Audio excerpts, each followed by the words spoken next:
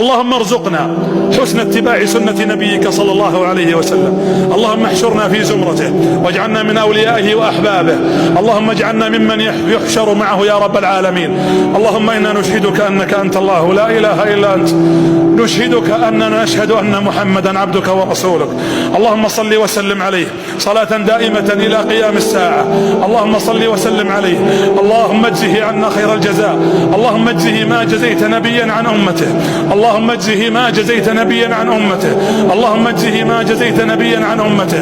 اللهم اجعلنا من أحبابه ومن أتباع سنته ومن أهل ملته ومن السائرين على هديه يا رب العالمين.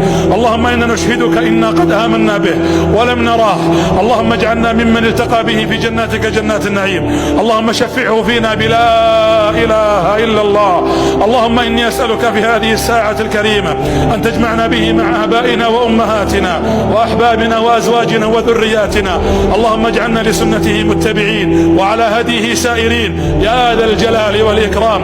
اللهم آمنا في الأوطان والدور وأصلح الأئمة وولاة الأمور. اللهم يا رب العالمين انصر عبادك الموحدين في كل مكان. اللهم أنت الله لا إله إلا أنت، إن بإخواننا من البأساء والضراء ما لا يعلمه ولا يكشفه سواك. اللهم إنا نسألك أن تكشف الضر عن المتضررين. اللهم ارحم إخواننا في سوريا. اللهم ارحم إخواننا في سوريا. اللهم ارحمهم رحمة واسعة. اللهم إنهم قد أصابهم من الظلم والبلاء ما لا يعلمه إلا أنت.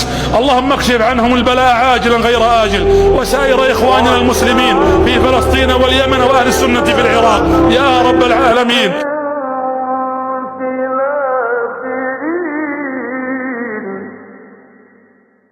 وجعلني